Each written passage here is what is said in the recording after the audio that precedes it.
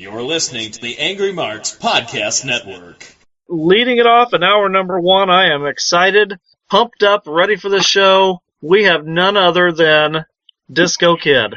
Disco Kid, are you there? No, Hercules Samard is here. Oh, okay.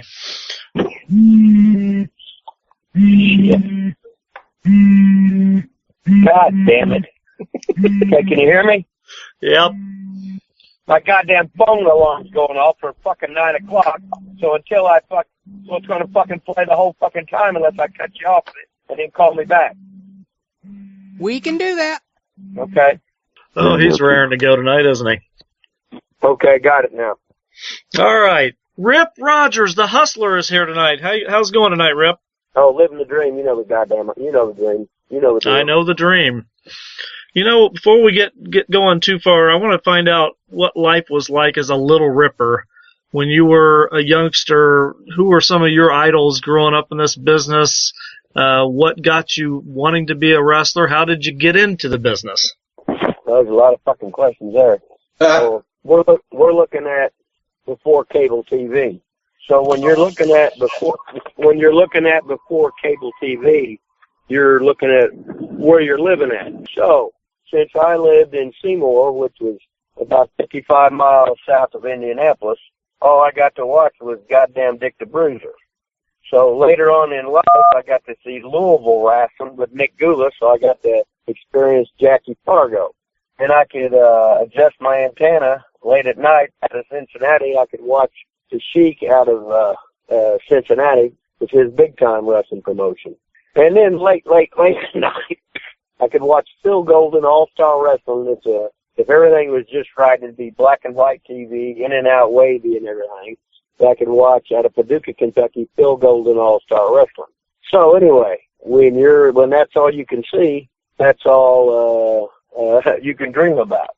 So Indianapolis was your main TV, so I was stuck with wanting to be like Dick the Bruiser, I guess. Well, you act like that's a bad thing. I grew up with Dick the Bruiser, too, and that's one of the fondest memories of my childhood is watching Dick the Bruiser. Well, you know, when you believe in fucking Santa Claus, that's one thing. And then you actually go work for the fucking cocksucker. Then it's a different fucking story. How you're fucking let down, how everybody's a fucking man, and they're 10 times fucking worse fucked up than you are. So when did you realize, that you wanted to be a pro wrestler? What clicked in your head and made you decide, you know what, I'm going to get in this crazy business? Well, years ago there used to be a whole bunch of magazines, I got all the fucking magazines. Magazine? What's that, Rip? Go ahead, Rip. When you ask these stupid fucking questions, I won't even answer them or put them over. So, I would go down to the drugstore and look at all the different kind of magazines. Hell, I had my Dr. X mask, my Destroyer mask. Hell, I was a member of the Handsome Jimmy Valiant fan club. You name it. But when I graduated from Seymour High School in 1972, we had the Seymour Owl, which is the school paper. It said when I was going to, after high school, I was going to go to college, play football, then I was going to be a championship wrestler. So that's exactly what fucking happened. So I knew from a long time ago that's what's going to be happening. So how did you get in? What was your first exposure to the business? Well, it was rough, I'll tell you. When I was in college, Tom Zupanzik, who worked for the Colts I don't know how many years, he was a 1980 Olympian. He's a runner-up. He's the alternate on the Greco-Roman wrestling. We played football together in college, University of Indianapolis. He had a gym right down the road from where I grew up, Rip. What's that? I said he had a gym right down the road from where I grew up. Yeah, I used to train in him gym whenever I was around. Mm-hmm. So anyway, Zupo was in Indianapolis Star, and there was an ad in the paper. It said wanted sparring partners for wrestling. To make a long story short, there was a guy named Masher Stevens that had a ring up above the old VFW club on Michigan Street downtown, sort of. Well, sort of that. Hell, I can't remember. But anyway, there were some guys there, and hell, he wasn't even smart to the business, but we'd go there and there was a ring, and we'd copy shit we saw off TV and beat the shit out of each other. We had no idea what we was doing. He had no idea what he was goddamn doing. But I did that for a while. when I was there, I met this guy named Steve Cooper. And then now I'm trying to get into Vern Gagne's wrestling school, and he actually writes me back, and he just had a class, and I wasn't going to be eligible. He wasn't going to have a class again for the next year, because hell, it wasn't like there was a wrestling school on every corner of the street like it is now. Now, Spike Huber got in the business because he's married to Bruiser's daughter. And then Steve Regal, he got in the business because he's married to Wilbur Snyder's daughter. Hell, I was looking for somebody's daughter to marry so I could get in the business, or somebody's goddamn son at me. I didn't give a fuck. I just wanted to get my goddamn ass in the business one way, right? But to make a long story short, Cooper calls me on the goddamn phone. He says, "Hey, I wrestled in fucking West Virginia last week." I said, "I don't fucking believe you, asshole." He said, "No, I recorded it." So he recorded the audio on a tape recorder, blah, blah, blah, and played it back to me. He said, "I got you booked next week." I said, okay. So we went down there again. It was Oak Hill, West Virginia TV, WOAY in Oak Hill, West Virginia, which is like 10 miles from Beckley. So I go in there and work, and hell, the good rib was. Now, I went out and already bought my kayfabe $52 boots. They were boxing boots. Then I had all the Carl and Hildegard shit, the trunks, the 5.0 Bolero, the capes, etc., blah, blah, blah. And I didn't know what the fuck about wrestling. So I go down there with him, and they look at me and said, "Oh, you're going over." I said, "Fuck, I'm going over what?" You know, I don't know any terminology. I don't know how much of this shit's real. I don't know what the fuck, but I'm ready for anything, right? So they told me I'm wrestling the North American madman, Billy fucking Coleman. He's over in the goddamn corner. I watch him cutting the goddamn blade up to put on these fucking things. Like, that motherfucker's gonna fucking cut me with a goddamn razor blade, right? Holy shit. So I'm in the goddamn ring, half scared shitless. So he said, "Grab my arm." I'm going, "Fuck you, motherfucker. I ain't doing," you know what I mean? So then he fucking hits me. Fuck. It didn't even fucking hurt. I said, "All right, this shit don't even hurt." Then he hit me again. Boom. "Oh, fuck." He goes, "Sell, motherfucker." I said, "What the fuck?" You know. Then he said, "Grab my head." I said, "I ain't that fucking stupid." I said, "He set me up, motherfucker," you know. So then he hit me. Then he kicked me. Wasn't very hard. I said, "Fuck, this guy can't kick with a shit, right?" Then he kicks me again. He said, "Sell, motherfucker." So then I said, "Oh, fuck." Then I said, "Wait a minute." Then he said, "Grab my arm." So then I grabbed his arm. I said, "I'm going to see what this motherfucker's going to do," right? So I grabbed his arm. He goes, "Oh, goddamn, loosen up." So I said, "What?" So I fucking just kept that thing on him. Then he hit me again real hard. Bam, sell. I said, "Damn, I don't know what the fuck's going on, but I don't like this shit," you know. But needless to say, I made it through the match. He told me to put the Fritz Von Erich claw on him, so I did. And all of a sudden he started fucking bleeding. So, as a matter of fact, that was my first match, and the rest was goddamn history. That's awesome. Well, I'm going to kick it over real quick to Zane Paisley, the Bearded Wonder. Zane, what do you got for Ripper Rogers? Well, thank you, sir, so much for being on our show this evening. I am a huge Macho Man Randy Savage fan, and I know you worked with the Poffos extensively. Can you tell us a little about your time with Lanny, Angelo, and Randy? Well, let's see. Me and Randy pretty much lived together about 4 years. So I basically learned the wrestling business from them. And when it's like I started working full-time in the summer of 78. I had quit teaching school, was working at Hoffmeister's gym. The Valiant brothers would come in there.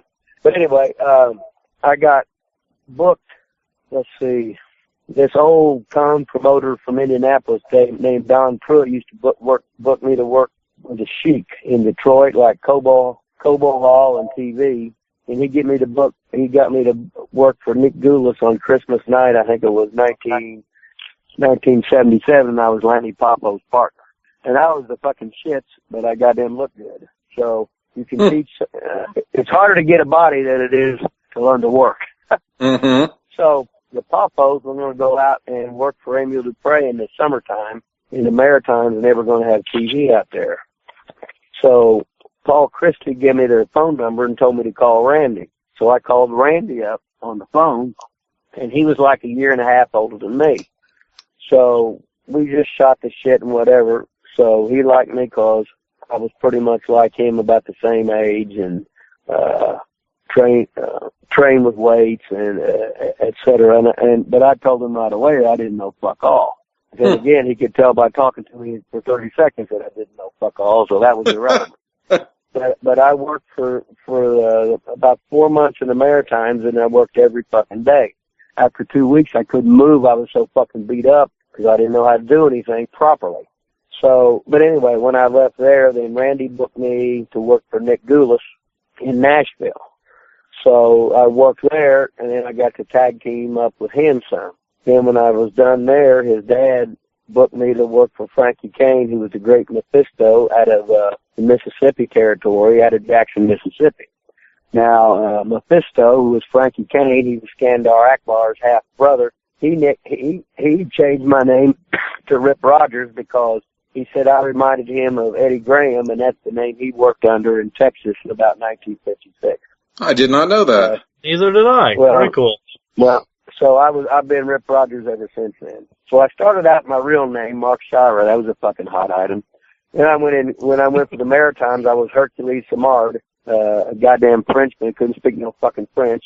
And then I was a disco kid in for goddamn Nick Goulas, and I made that shit up. Boy, I was a fucking brain surgeon. And then I've been Rip Rogers ever since then with when Frankie Kane named me that.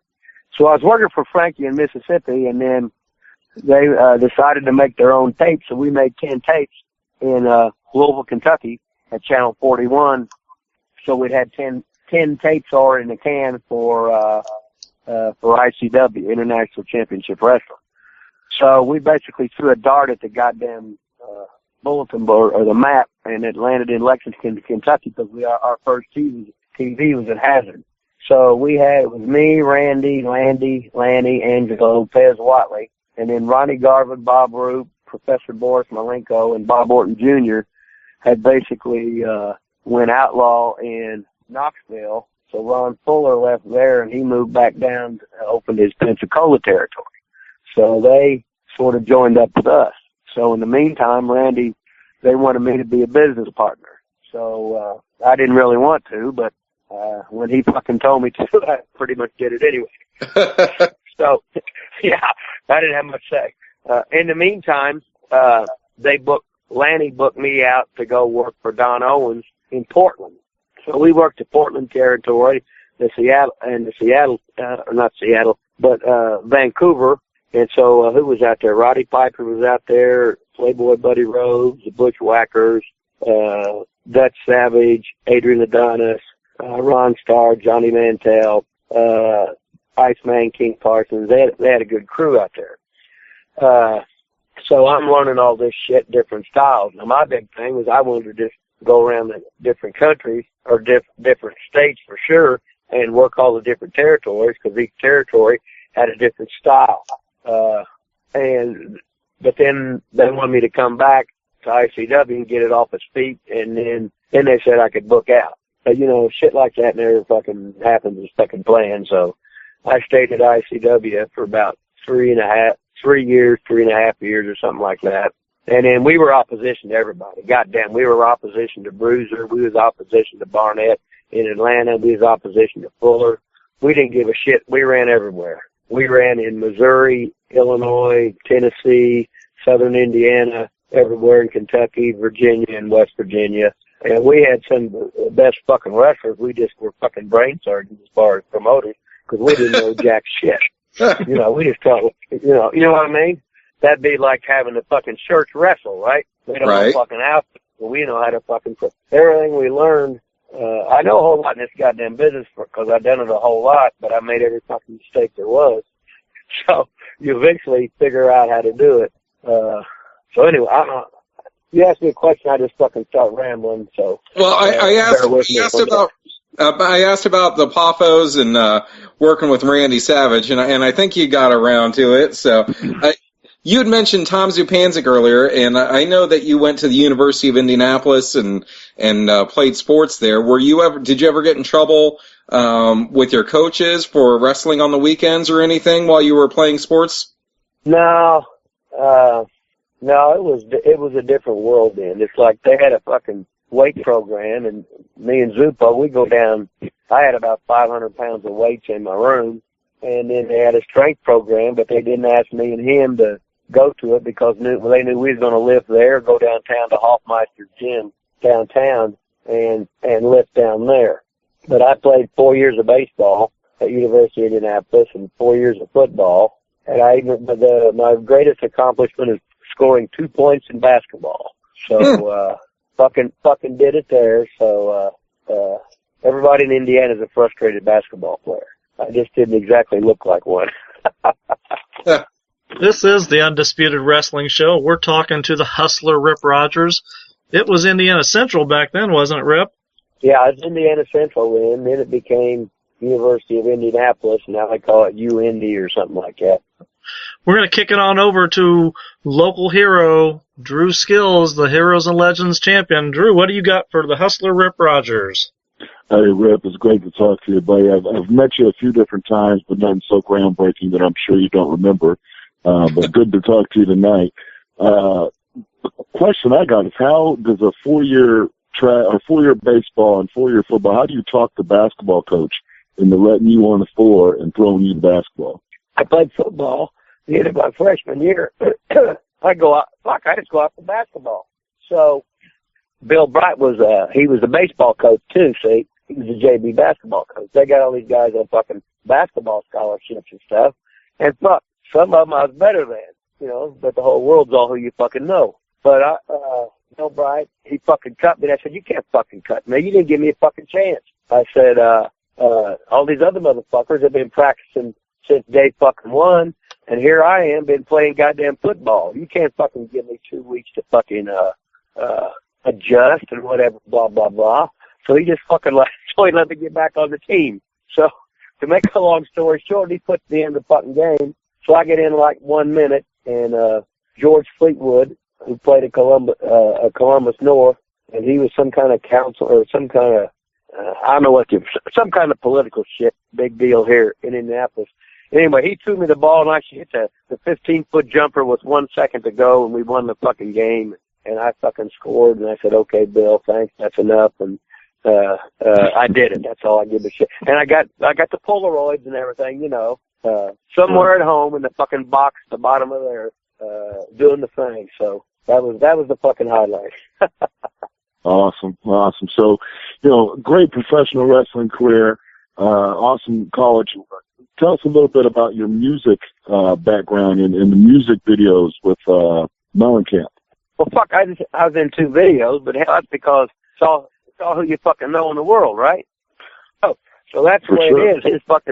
His fucking dad come down to the gym, and I was working out in Seymour, and John got on the phone. He says, "Hey, Marcus, what are you doing?" I said, "Fuck, you're working out." He says, "Want to be in this video?" I said, "Fuck, I don't." Not really. Why? He says, "Well, it won't take you long. Come on down here." I said, "Well, you going to pay me?" He said, "Pay you?" He said, "You'll be on the fucking video." I said, "Like I give a fucking rat's ass. I know fucking Mark. Go fuck yourself."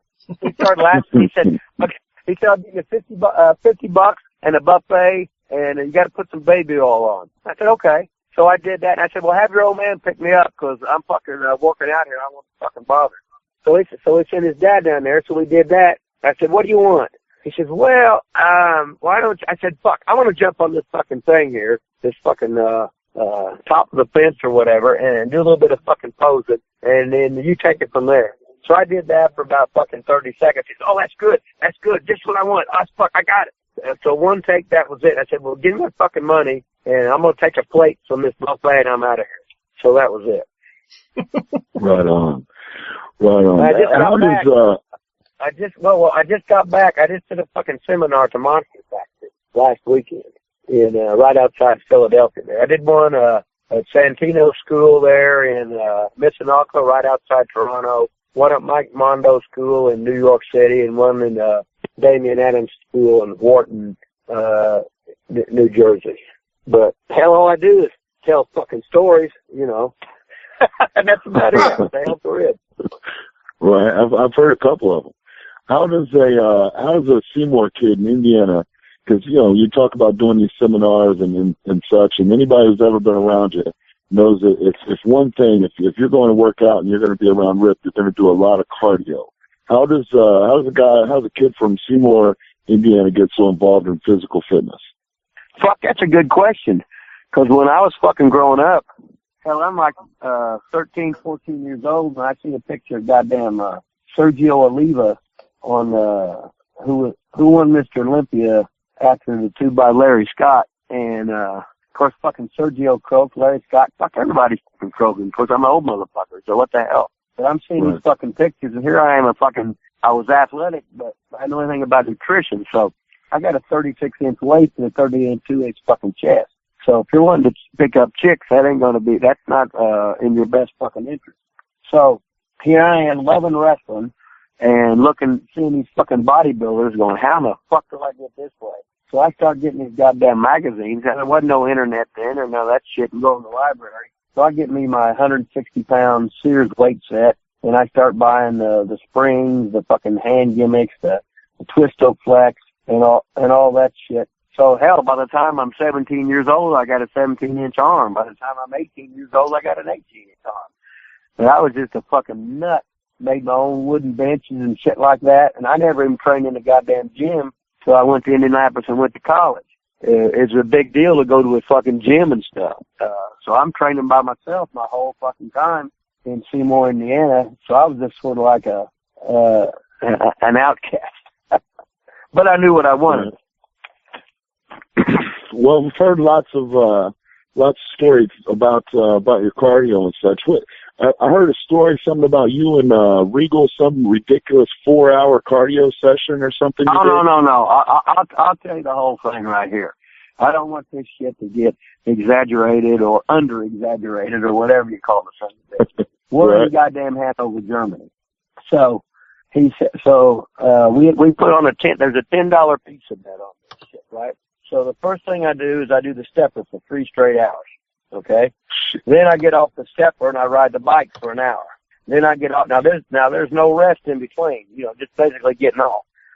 3 hours of stepper, 1 hour of bike. After the 1 hour bike, I do an hour of free squats, but nobody can fucking do. And after that, I do a goddamn hour of fucking lunges, which nobody can fucking do. The next day, my fucking left knee would look like a fucking football sideways. And I said, that's crazy. I won the bet, and I'm a fucking mark. Look at my goddamn knee. You just fucking laugh. Well, $10 pizza bet, that's serious business. Yeah, it was serious business. It was all fucking pride. And I'd never done more than 200 lunges in my life. I just willed myself to do it. So it's like, my record knee pull-ins was 5,000 in a row. That took 2.5 hours. My record for free squats was 5,000. That took 2.5 hours. And my record for lunges was 1,800, and that took an hour. So, anyway, it's just something to do. It's all in your fucking mind. But hell, you see they got some of these fucking nuts. The guys actually run fucking marathon every fucking day almost. Right. Fuck, I couldn't run to the fucking bathroom. So. This is the Undisputed Wrestling Show. We have the pleasure of talking to the hustler himself, Rip Rogers. Rip, obviously you're just discussing with us your regimen and training acumen. Is it difficult, being I'm not a bodybuilder type at all, is it difficult or more difficult to wrestle when you're that bulked up? No. Hell, it's all a fucking rib. It's whatever you're used to. Now, I got in 12 contests in 18 months, which is fucking impossible. But I just did it. And I won 2 contests with no fucking steroids. And everybody there was on fucking steroids, I think. But, then I said, okay, I'd done that shit. And then, but it's all in your fucking head. And I never trained with anybody. I trained by myself. That's like, most of the time now, I'll be at on weekends I train down at OVW. So I get up at 4:30 in the morning and train to get it out of the way. And then there ain't nobody to fucking bother me. So, they got a gym on every corner in America now, and everybody's fatter and out of shape. It's just fucked up. Everybody's a lazy motherfucker. All they want to do is watch their goddamn computer shit, or do this or do that, and they're just so fucking lazy. Fuck. Look at all these kids. They're just fat motherfuckers. So I don't fucking know. Then you die. Well, I'll tell you what. I'm going to ask you something here, Rip, and I'm afraid you're about to burst my bubble, but it's okay. I grew up watching the WWA. I watched Ox Baker and Golden Boy Paul Christie and Dr. Bill Miller and Pepper Gomez, The Sheik, Spike Huber, Mr. Electricity, Steve Regal, you name it. Moose Sholok. Mm-hmm. Dick the Bruiser is who I grew up with. You just said some not so kind things about the Bruiser. Tell us about the real Dick the Bruiser. Well, he was out there, you know what I mean? He was fucking eccentric, which was cool. He was a fucking one-eyed king in the Valley of the Blind, right? So he'd keep it that way. That's like if Luthez would come in and he'd fucking work something, he wouldn't allow him on his TV. He was the fucking star. He'd never cover you unless it was a finish. You got to take things with a grain of salt. His fucking mother had something to do with the Democratic Party or whatever, so he could pretty much do whatever the fuck he wanted to do. And he'd get mad at me. He would rib me. He'd call me at 9 in the morning. He'd make me call him every fucking Monday at 9 in the morning to get my booking. So I'd call him. He'd go through the whole fucking spiel, and he hardly ran any fucking town. But he'd have to fucking call him, or then he'd call him and he wouldn't answer the phone. Then he'd get hot. Then he'd act like he got hot because I told you to call me at 9. And then I said, well, I did fucking call you at 9. Well, my phone didn't ring. I said, I got your goddamn voice machine, tape machine or what, you know, that thing. Fuck, you must have made a mistake. So he's just fucking with me. So like, when he'd fucking pay you, like the big show after the Expo Center or whatever, he'd be sitting on the fucking shitter there and pay you and fucking just, a lot of times he'd just fucking drop the fucking check on the floor and you gotta sit there and pick it up, his balls hanging out. Oh, nice. Oh yeah, I love it. So, anyway, and then a lot of times he'd be paying. I said, well, fuck, I ain't waiting on your old fucking ass. So then he would dock me money, right? I said, I don't give a fuck. I'm going out, you know. So Bruiser was Bruiser. He owned Indianapolis with Snyder, and Snyder liked me. So that meant automatically the Bruiser didn't like me because Snyder did. So, so then he owned half of Chicago with Gagne, right? Right. And then he was figured in there at St. Louis. And at the time, in the 70s, this is when the wrestling was like the goddamn mafia with territory. He owned Louisville and Evansville, but he didn't want to run it because it was too much fucking work. So he rented it. He rented Louisville and Evansville to Jarrett. So for years they paid him 10% of the gross every week. So he might have been making like about $1,600 a week doing nothing, and they would just send him a fucking check for Louisville and fucking Evansville. I remember fucking Bruiser. I told him I was fucking leaving and going to fucking the Maritimes. He goes, well, if you don't go, I'll use you more. I said, no, I'm out of here. I'm in this shit now, and I want to see the fucking world. Fuck this place. You know. So, Rip, tell us about Circle City Wrestling, because a lot of fans, at least in our area, have heard of it, but may not be overly familiar with it. What was it like working for that promotion? Well, it was let's see, Mike Samples ran it, and he had a little TV on Bill Shirk's station, and he would advertise off Shirk's radio, and they ran every Thursday night down there on the south side on some building. I can't remember if it was off Raymond Street or whatever. But we worked there, and I think they was selling alcohol and made their own fucking liquor license, a copy of something, and they had no fucking insurance, and the whole spiel, just complete carnage shit. But I liked it because it was fucking fun. They left me alone. I did what the fuck I wanted to do. Let me ask you this, Rip. This is something that I've always wondered for years, and I haven't had the opportunity to ask you, but I always remember you as being one of the greatest heels I've ever watched. You drew heat everywhere you went. You ticked people off. You were awesome, but I never understood why they couldn't rise you up on the card when you proved yourself that you were a draw. Well, wrestling's phony. It's not real. Heat and reaction. Anyway, the whole thing about it was hell, I've been a booker in Geigel's territory, and I've been a booker in fucking Puerto Rico. Now, all of a sudden, there ain't no fucking territories anymore, right? So, 88, I didn't wrestle in the States. 89, I didn't wrestle in the States. 92, I hardly wrestled in the States because I went to England, Austria, Germany, fucking Japan, and Korea. So, all of a sudden, there ain't very many places to go. So, fuck, I had a deal at WCW. I could do all their fucking TVs, bring guys in, get fucking paid, work if I goddamn wanted to. When they were on the loop up here or close, all I had to do was tell Ole, and I could work the shows there. And then Ole got me running developmental shows for him.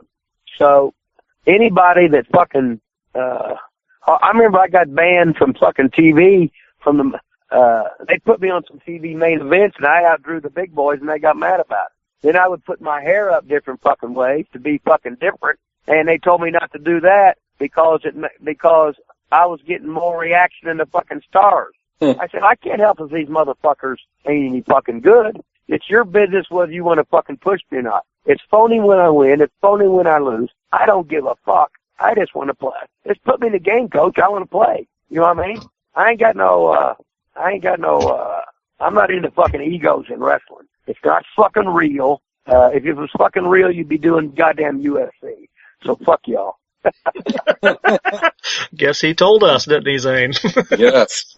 Let it kick it over to Zane Paisley. What do you got, Bearded Wonder? Well, I know we're running short on time with you, Rip. We really appreciate you coming on. I did want to ask you, you'd mentioned Ohio Valley Wrestling, and I know you run the Rip Rogers Advanced Program there. Can you tell some of the aspiring pro wrestlers how they can be a part of that program? Well, first of all, I got 61 people fucking jobs that walk through the beginner's class. Not the ones that fucking WWE chose, but fucking like JTG, Santino, Serena, Mike fucking Mondo, fucking Brad Maddox. I mean, guys that come in and they start in the beginner's class and they go to my class and then WWE signs them. And, I ain't fucking corporate. I fucking cuss everybody out. I teach them my fucking style with his old fucking style, which guys can go. As a matter of fact, I had guys do a 2-hour fucking match on goddamn YouTube just to show you how fucking simple this shit is. And, I mean, in my class, anybody could go a fucking hour away, ain't no big fucking deal. I was at that seminar at the Monster Factory. I had the guy work against the fucking girl for an hour, just like fucking that. Without their scripts or prearranged bullshit, you learn how to fucking wrestle. So anyway, at Ohio Valley, I teach there on weekends, Saturday and Sunday, down there in Louisville, about 11 to 3, Saturdays and Sundays. We still got the TV show there, run spot shows, etc. You know, they got the beginners program before that, and then my class.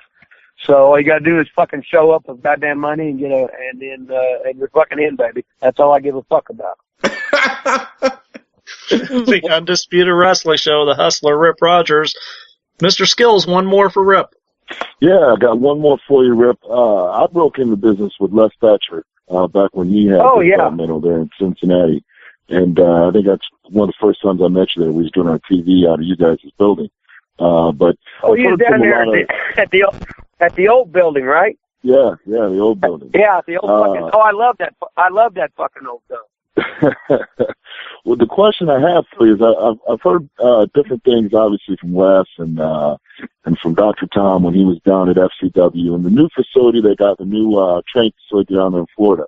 What's your thoughts on that? Because I mean, the stars that they're producing that's doing good are basically indie guys that are just carrying over, and everyone else seems to be cookie cutters, and a lot of the developmental territories are getting a bad rep, but they didn't throw millions of dollars at it like they are at the new performance center. So I just kind of want to get your take on that.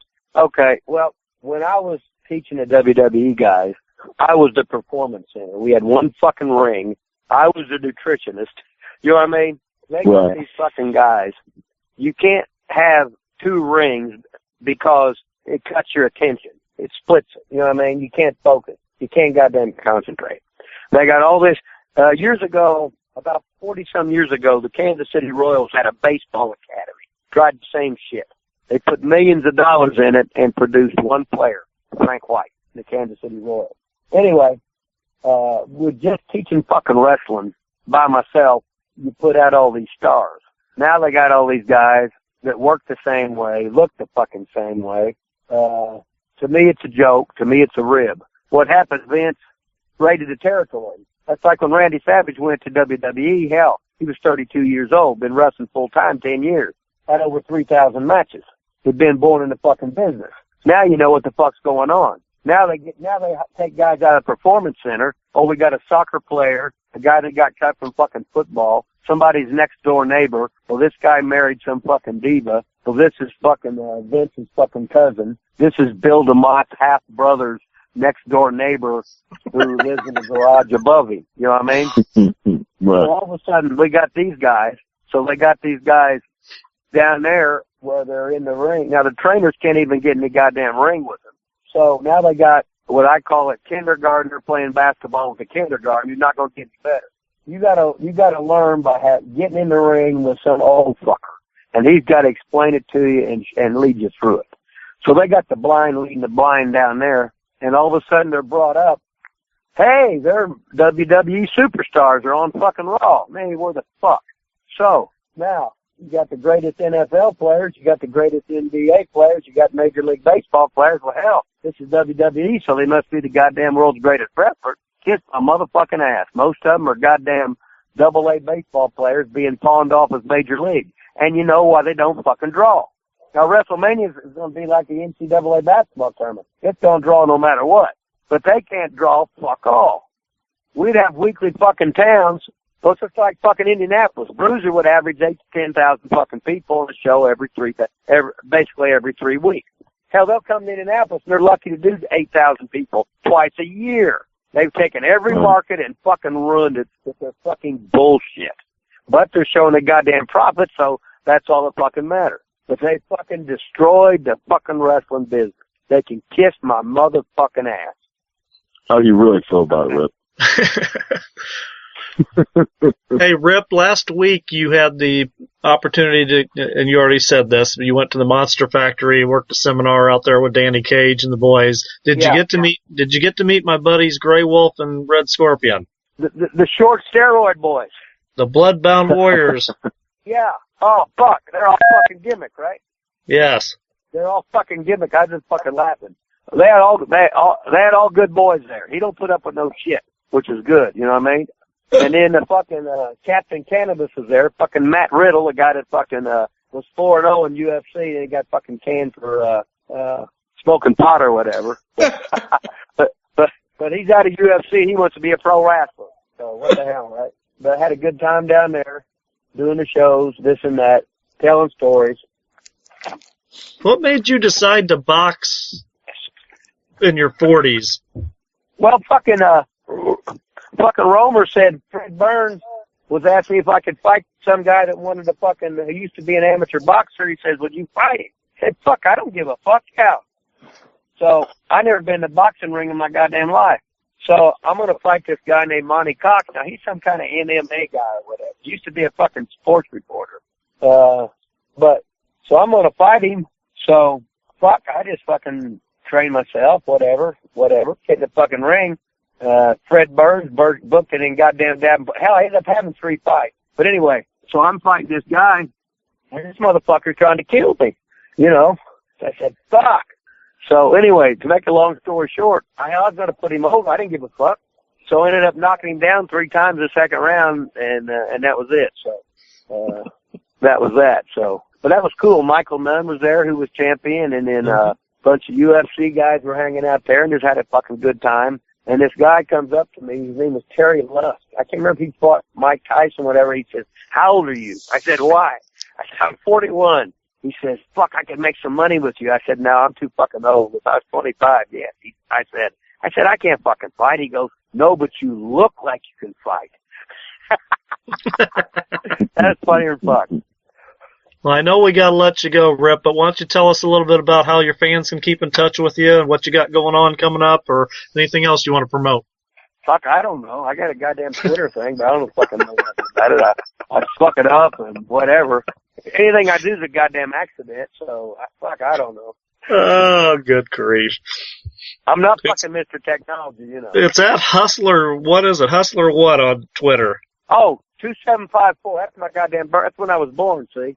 Okay, gotcha. So at Hustler2754 to keep up with the Hustler, Rip Rogers. Rip, thank you so much. We do appreciate you joining us sincerely. We'll catch up with you hopefully again another time and talk a little bit more about the wrestling business. We appreciate it, buddy. All right, we didn't say shit, but okay, that's cool. All right, give me a ring. You got my number. All right. You got it, buddy. Have a good night. Okay, Take care, Rep.